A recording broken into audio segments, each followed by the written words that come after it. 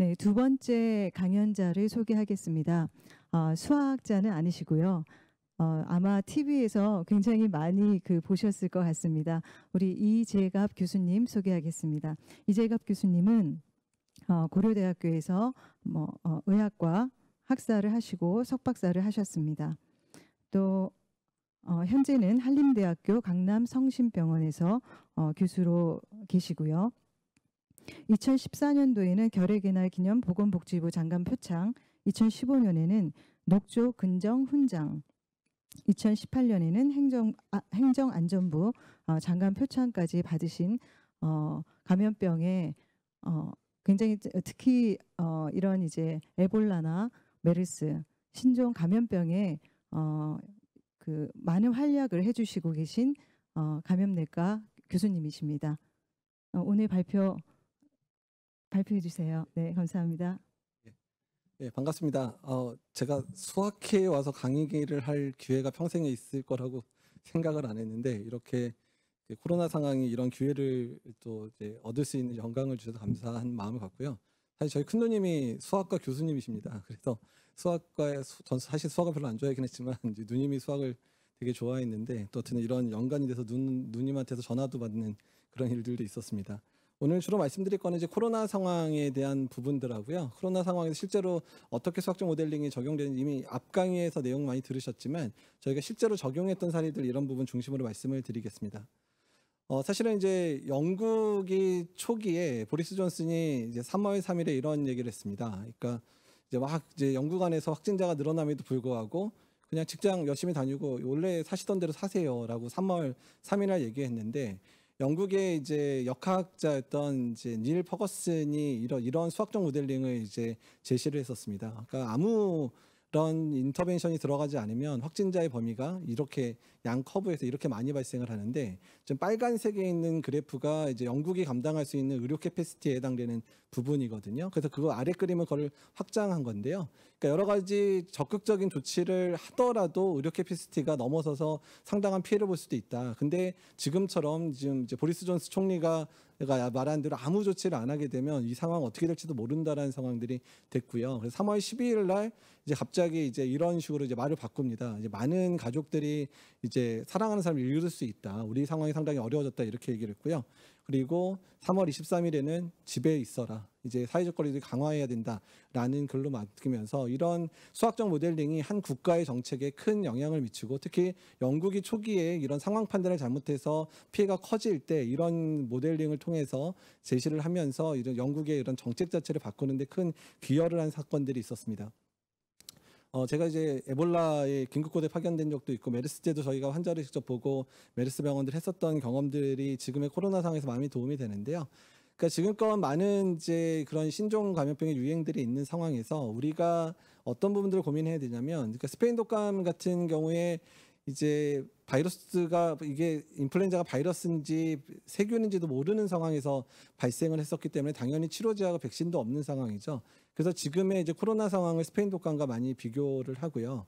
그리고 앞으로 이제 우리의 앞날, 그러니까 코로나가 얼마나 유행할 건가, 또한 코로나가 어떻게 될 건가에 대해서 조금 힌트를 주는 이제 감염병이 또 똑같은 인플루엔자인데 1968년에 홍콩 독감이 팬데믹을 일으켰고요. 2009년에 신종플루가 팬데믹을 일으켰었는데 이때 유행했던 인플루엔자 바이러스는 사실 사라지지 않고 지금도 홍콩 독감은 거의 50년째고 신종플루는 10년째 매년 겨울마다 유행하는 바이러스로 토착화되어 있습니다. 그래서 뭐 백신이 나오고 치료제가 어느 정도 나와서 코로나 유행이 잠잠해진다고 하더라도 앞으로 이제 코로나19 같은 경우에 겨울철에 유행하는 그런 바이러스로 토착화될 가능성이 상당히 높다. 그러니까 우리가 아주 큰 유행이 멎더라도 아마 작은 유행들은 계속 될 거라는 걸 알려주는 내용들이고요.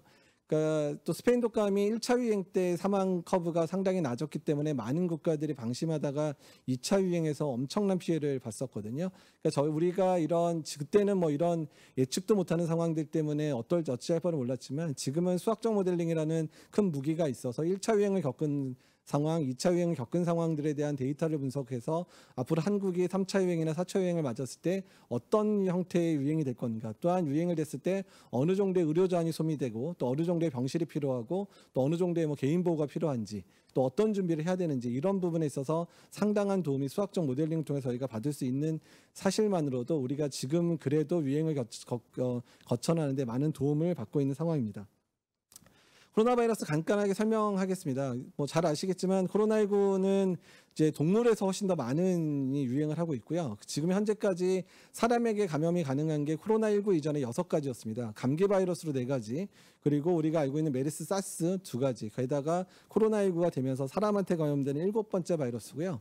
현재 바이러스의 정식 학명은 사스 코로나 바이러스 2라고 얘기를 하고 있는데 그 이유는 이제 아래 그림 잘 안 보이시겠지만 사스 바이러스가 중간에 빨간색이 사스 바이러스, 그러니까 2002년 3년에 유행했던 사스 바이러스고요. 맨 위에 그래프가 이제 지금 유행하는 코로나 바이러스인데 두 개의 유전적 차이가 10% 정도밖에 나타나지 않습니다. 그러니까 사스 바이러스가 사람 사이의 유행은 없어졌을지 모르지만 동물 사이에서 계속 유행을 하고 있었고 그 유사한 바이러스가 이제 사람에게 감염되는 형태로 다시 유전적 변이를 통해서 우리에게 넘어갔다는 것을 알려주는 부분입니다. 그리고 전파 경로와 관련해서는 짧게 말씀드리겠습니다. 이제 비말 전파, 침방울로 전파되는 게 이제 가장 이제 맞는 전파 방법이고요. 극히 예외적인 상황에서는 공기 전파도 가능하다. 특히 확진 환자가 많은 밀폐된 공간 안에서는 바이러스들이 많이 날리게 되고 환경을 오염을 시키다 보니까 이제 공기 흐름이나 이런 것 때문에 재부유가 되면서 아주 극히 소수에서는 공기 전파도 가능할 수 있겠다라는 얘기들이 나오고 있고요. 또한 이런 바이러스가 오염된 환경들을 손으로 만지게 되면 손을 통해서 우리가 손으로 만진 바이러스를 코나 눈이나 입에 갖다 대게 되면 그런 형태로도 일부 감염될 수 있겠다 이렇게 얘기를 하고 있습니다. 코로나 상황 아까 이미 이제 이전 시간에 말씀해 주셔서 이 부분은 이제 빨리빨리 넘어갈 텐데요. 이미 하루에 50만 명의 환자가 지금 발생하는 상황, 즉 2월부터 지금까지 확진자는 계속 늘어나고 있는 상황이고요. 지금 현재 유행을 주도하고 있는 국가들이 인도라든지 미국, 브라질 이런 국가고 또 유럽의 많은 국가들이 최근에 2차 유행을 맞으면서 확진자가 늘어나고 있습니다. 우리나라 상황 아까 들으셨기 때문에 말씀드리지만 일단 우리나라의 현재까지 사망률이 1.77% 정도 되고요. 지금 80대의 사망률이 20%, 그다음에 70대가 7%, 60대가 한 1.2% 정도 되기 때문에 지금 이 연령대들을 어떻게 보호하면서 지역사회 감염을 최소화시키면서 이런 고위험군들의 사망률을 낮출 건가가 앞으로 지금 우리가 유행 대비할 때 가장 중요한 팩터라고 얘기할 수 있겠습니다. 그러면 2차 유행을 맞은 국가들을 좀 비교를 해드리는데요. 그러니까 우리나라 같은 경우에 1차 유행은 이제 대구 경북에서 발생했는데 이게 특정 종교 집단에서 발생하다 보니까 거기만 확실히 컨트롤하면 빨리 가라앉는 특징들을 가지고 있고 그리고 약간의 이제 꼬리 형태를 가지다가 잠잠해졌고 중간에 지저분한 게 조금씩 집단 발병이 된 데는 이태원이라든지 물류센터라든지 이런 데서 발병을 한 거고요. 2차 유행 자체는 보시면 피크는 높지 않았지만 이제 약간 넓게 좀 길게 가는 패턴들은 이게 단순히 이제 무슨 교회와 광화문 집회에서의 그런 문제들도 껴있지만 지역사회 내에 꽤 많은 잠재된 감염자들이 있으면서 계속해서 집단 발병이 일어나는 패턴이라 좀 긴 꼬리 형태로 계속 이어지는 부분들을 보일 수 있습니다. 프랑스나 영국 같은 경우 1차 유행도 엄청나게 겪었지만 현재 2차 유행도 아주 심각한 상황들을 맞고 있는 상황이고요. 계속해서 논란이 됐던 집단 면역의 논란이 됐던 스웨덴 같은 경우에는 사실 유럽의 많은 국가들이 초반에 많은 사망자가 발생하고 이랬을 때 영국도 그랬고 프랑스도 그렇고 락다운 수준의 아주 강력한 정책을 했는데 스웨덴은 그냥 우리나라의 그냥 사회적 거리두기 수준 정도로 계속 유지를 했습니다. 그래서 어느 정도 유행을 용인하고 어느 정도 사망자 발생하는 부분들을 용인하면서 갔는데 그러다가 이제 어느 정도 이런 사회적 거리두기의 효과가 그러니까 너무 강력하게 안 하니까 너무 오랜 시간에 유행을 했었던 거고요. 그래서 7월, 8월에 확진자가 줄어들 때 일부 언론에서 집단 면역이 성공해서 떨어지는 게 아니냐 이런 얘기를 했는데 이제 말이 안 되는 상황인 게 이제 2차 유행이 생겨면서 다시 유행이 생기잖아요. 그래서 스웨덴의 집단 면역 실험은 사실 시도도 제대로 하지도 않았고요. 사회적 거리두기도 어느 정도 강화했지만 강력한 사회적 거리두기를 안 하면서 오히려 이제 유행을 용인한 상황이 돼서 오히려 유행을 제대로 컨트롤도 못하고 또 사망자만 이제 6천 명 이상 발생하는 그래서 유럽 내에서 가장 실패한 모델이라고 생각할 수 있어서 스웨덴의 모델은 절대로 우리나라가 따라갈 수 있는 모델도 아니고 따라가서도 안 되는 모델이라고 생각이 됩니다. 그래서 유행 예측 앞으로 어떻게 될 거냐? 그러니까 지금의 우리나라나 유럽이나 다 1차 유행 거치고 2차 유행 거치는 것처럼 그러니까 이제 환자가 유행을 거쳤을 때 만약에 사회적 거리두기를 강화하면 잠깐 유행이 떨어졌다가 또 사회적 거리두기가 완화되고 뭐 경제 활동이 재개되면 또 발생하는 이런 식으로 신이 나올 때까지는 지속적으로 유행이 계속되는 상황이 될 거다. 그러니까 앞으로 우리나라도 어쩌면 느슨해지면 3차 유행, 4차 유행도 언제든 맞을 수 있다라고 많은 감염병 전문가들이 공통적으로 얘기를 하고 있고요. 그다음에 가을 겨울에 이제 대유행과 관련돼서는 단순히 코로나19의 유행뿐만 아니라 인플루엔자의 유행과 맞물리게 되면 엄청난 피해가 일어날 수 있다는 걸 보여주는 거고요. 그러니까 맨 아래 그림이 가장 긍정적인데 이런 유행 패턴들은 일단은 이제 한번 유행이 거치고 나서 백신이 나오고 많은 사람들이 백신을 맞고 나게 되면 아까 말씀드린 홍콩 독감이나 그런 신종플루처럼 겨울철 2, 3년에 한 번씩 좀 크게 유행하는 겨울철의 바이러스로 토착화될 가능성이 높다라고 저희가 지금 예측을 하고 있습니다. 예, 치명률과 관련된 것도 이제 보시면 알겠지만 미국이 한 3% 내외, 그리고 뭐 스웨덴이 6%, 영국이 9% 이런 상황이어서 어떻든 유행 자체를 최소화시키면서 고위험군의 감염 숫자를 줄이고 또한 고위험군에 대한 치료 정책이 전략이 아마도 우리나라가 취한 선택인데 이런 전략이 가장 맞지 않나. 사망률도 낮고 전체적인 발생 범위도 작은 이런 형태를 앞으로 힘들지만 계속해서 유지를 해가야 될 거 생각이 됩니다. 그래서 우리나라의 이제 이런 부분들을 이제 유엔에서 매년 발표하는 SDG 레포트에서 발표를 했는데요. 그 코로나19에 대해서 지속 가능하게 방역을 하는 국가 어느 국가가 제일 잘하냐라는 부분에서 우리나라가 경제의 피해도 최소화시키면서 방역도 잘했다 그래서 그 점수를 매겼더니 우리나라가 1등을 한 사례가 있습니다. 이게 5월까지의 결과인데요. 지금 2차 유행이 끝난 상황에서도 아마도 동일한 결과가 나올 것 같습니다. 왜냐하면 우리나라는 이미 2차 유행을 조금씩 잠재워가고 있지만 유럽이나 이제 미국 같은 경우는 지금 2차 유행이 아주 파국을 향해서 달려가고 있는 상황이라 그런 이제 그렇게 똑같은 평가가 2차 유행 이후에도 있을 거라 예상을 하고 있습니다. 그러면 유행의 예측과 관련돼 있어서 가장 중요한 건 뭐냐면 지금 저희가 이제 유행 예측했을 때 가장 주안점을 삼는 게 환자 발생이 됐었을 때 의료 체계가 버틸 수 있는 한계점이 어디냐에 대한 부분들을 상당히 중요하게 여기고 있습니다. 그래서 이제 영국 같은 경우는 이제 영국이 9월 이후에 그 기초재생산 지수가 1.5 이상 유지가 되면 환자 발생 수나 사망자 수, 일반 병실 사용, 중환자 시상이 이렇게 될 거다. 그래서 그 R값이 1.5 이상 유지되는 상황이면 이렇게 파국을 언제든 맞을 수 있으니까 주의가야 된다. 만약에 1.1 수준을 유지하면 적어도 우리 의료 체계가 감당한 수준은 감당이 가능할 거다. 이렇게 예상을 하고 있는데 이미 영국은 아까도 이제 그래프 보여드렸지만 지금 상황이 이미 1.5를 넘는 상황들이어서 이미 파가고 조금만 있으면 이제 의료 캐패시티가 부족하면서 파국으로 갈 가능성이 높아지고 있는 상황입니다.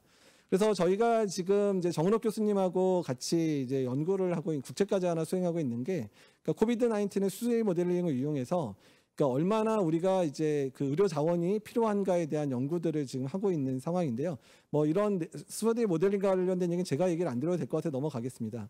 어쨌든 이런 식으로 이제 재확산 모델들을 이용해서 그러니까 저희가 1차 유행 때의 모행 또는 이제 2차 유행의 상황들을 가정을 해서 갔는데요. 그러니까 RT 값이 재확산 상황이 1차 유행의 초반에 되는 8월 중순의 상황이 당시 RT 값이 2.99 정도였고요. 사회적 거리두기가 2단계, 2.5단계로 올라가서 떨어졌을 때 RT 값이 0.45까지 떨어졌습니다.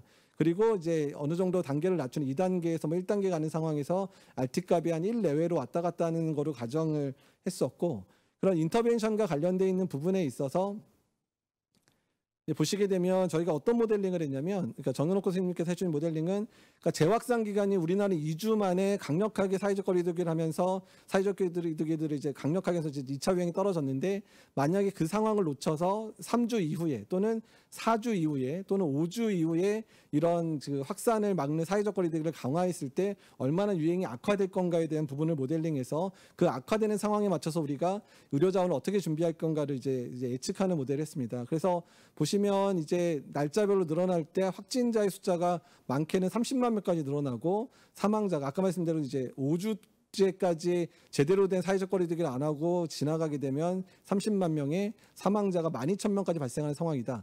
그리고 이제 지금처럼 이제 우리가 했던 것처럼 2주 안에 사회적 거리두기를 강화했을 때는 400명 사망하는 정도로 떨어진다. 그래서 이런 모델들을 가정을 하게 되면 확진자의 범위 또한 경증 환자, 중증 환자, 위중 환자까지가 나오게 되니까 환자의 이제 그 중증도에 따라서 소모되어 있는 병실이라든지 의료 자원 또한 개인 보호가 달라지기 때문에 이 모델링을 통해서 우리가 앞으로 지금과 같은 유행이 발생하거나 지금 2차 유행과 같은 수준 또는 2차 유행보다 더 악화된 수준의 유행에서 어떻게 개인 보호구를 준비해야 되는지에 대한 그 준비들을 해서 이제 이런 커브들이 만들어져서 저희가 이런 부분을 바탕으로 해서 저희가 지금 이제 개인 보호구를 얼마나 준비해야 될지, 비축을 얼마나 해야 되는지에 대한 그런 그 보고서를 준비 중에 있습니다.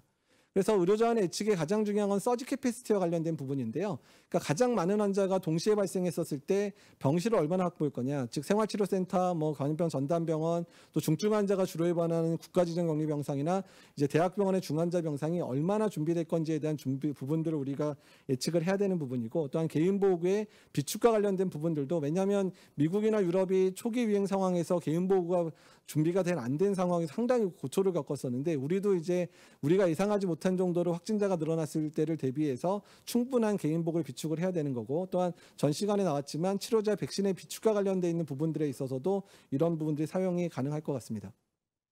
사회적 거리두기에 관련돼 있는 부분들도, 사회적 거리두기 관련된 부분들도 일단은 이제 그 사회적 거리두기 정도에 따라서 환자 발생 커브가 달라지는 부분들에 대해서 이제 많은 부분들이 됐는데, 이 부분들도 이제 그 정은옥 교수님이 모델링을 통해서 이런 부분들에 대한 부분들이 모델링을 해서 저희가 해서 지금의 사회적 거리두기가 현재 환자 발생 커브에 대해서 봐서 만약에 환자 발생이 더 많다 그러면 사회적 거리두기를 더 강화할 건지 아니면 완화할 건지, 이런 부분에 있어서 정은옥 교수님 팀이 거의 매일 이런 그 시뮬레이션 결과를 질병관리청이나 보건복지부나 공유하고 있다고 이야기를 들었습니다.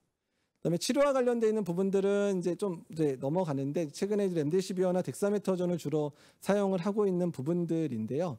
저희가 이제 이런 치료제가 이제 만약에 결정이 되면 이런 치료제를 얼마나 비축할 건가에 대한 부분들도 연구를 하는데, 이제 일단 인플루엔자 유행에 대비해서 최근에 새로 나온 발록사비어를 얼마나 비축하고 어떻게 이거를 비축하면 다음에 이제 인플루엔자 팬데믹을 대비할 건가에 대한 부분들이 연구 안에 들어가 있는데, 이 부분에 관한 부분들도 이런 식으로 이제 했었고요. 이걸 대체했을 때 가격 대비 비용 효과가 얼마나 되는지에 대한 부분들도 예측을 했고, 또한 몇 퍼센트를 이제 비축을 하는 게 유행 차단에 좀 도움이 되는지, 또 비용 효과가 있는지, 이런 부분들도 정은옥 교수님과 이제 같이 연구 부분에 이런 내용들이 들어가 있었습니다. 그래서 이제 결론적으로 말씀드릴 부분들은, 우리가 코로나와 함께 살아가는 상황들에 대해서, 그러니까 앞으로 1, 2년 정도는 지금의 상황들, 앞으로 3차든 4차든 이런 유행들이 언제든 이제 다시 시작될 수 있다는 부분들을 기억을 해주셔야 되고요. 또한 이제 아까도 말씀드린 대로 겨울철마다 유행하는 그런 토착화도 가능하고, 또한 코로나19가 어느 정도 안정되더라도 또 새로운 그런 형태의 감염병이 전 세계적으로 유행할 수도 있기 때문에, 앞으로 언제나 감염병과 함께하는 우리가 삶을 살 수밖에 없을 거라는 부분들을 이해를 한다는 부분을 말씀드리고, 또한 비대면 문화 강화돼야 되는 부분들 모든 분들이 기억을 하실 겁니다. 또한 한국이 잘 대응했다는 부분 아까도 말씀드렸고, 앞으로 의료 체계도 계속해서 이런 감염병의 그 대응을 잘할 수 있는 패턴들로 계속 바뀌어갈 거라는 부분을 말씀드리는 거고요. 그다음에 수학적 모델링이 이제 아까도 이제 계속해서 저희가 적용했던 부분을 말씀드렸지만, 유행의 예측에 관한 부분들은 이제 병상 수요라든지 아니면 인공호흡기나 에크모와 같은 의료 자원의 비축 문제, 또한 개인 보호구의 수량 예측과 관련된 부분에 아주 긴밀한 부분이 있어서, 앞으로 감염병 전문가와 수학의 이런 모델링 전문가들이 함께 협업을 해야 되는 그런 부분들이 계속 늘어날 거로 예상을 하고 있고요. 또한 사회적 거리두기의 이제 부분도 단계 조정의 근거로 현재 사용되고 있는 부분들, 또한 이제 사회적 거리두기 강화와 완화에 대한 측면에 있어서 앞으로 완화시켰을 때, 강화됐을 때 어떤 형태의 환자 발생이 되는지에 대한 부분을 예측할 수 있는 모델들이 계속해서 여러 이제 수학자분들을 통해서 제시가 되고 있고요. 또 마지막으로는 백신과 치료제에 관한 부분들도 뭐 아까 전 시간에도 보셨지만 수학적 모델링을 통해서 비축량을 설정하는 부분들, 또한 어떤 연령에서 주로 접종을 해야 되고 또 해야 되는 부분들, 이런 부분들을 결정을 하는 부분들을 적용될 수 있고요. 또한 새로운 치료제의 등장이 됐을 때 현재의 치료제 대비의 효과와 또한 전파를 차단하는 효과를 통해서 얼마나 비축할지, 또한 비축을 했을 때 그거에 대한 가격 대비 효과들을 봐서 이제 어떤 형태로 이제 비축을 할지에 대한 부분들도 수학적 모델링이 큰 영향을 미치고 생각을 합니다. 또한 백신 개발 이후의 모델링은 아까 전 시간 설명 들으셨기 때문에 여기서 더 이상 얘기하지 않겠습니다. 이거로 오늘 발제 마치도록 하겠습니다. 감사합니다. 네, 감사합니다. 너무 좋은 강연해 주셔서 감사드리고요. 저희가 시간을 너무 적게 들여서 정말 죄송하다는 말씀을 드립니다. 우리 이재갑 교수님께서는 의료계와 또 수학계와 또 정부 정책 결정자들과 좀 공존해서 같이 협력해서 코로나19를 좀 같이 이겨낼 수 있는 그런 방법들을 좀 이렇게 말씀을 해주신 것 같습니다. 다시 한번 좋은 강연 감사드립니다.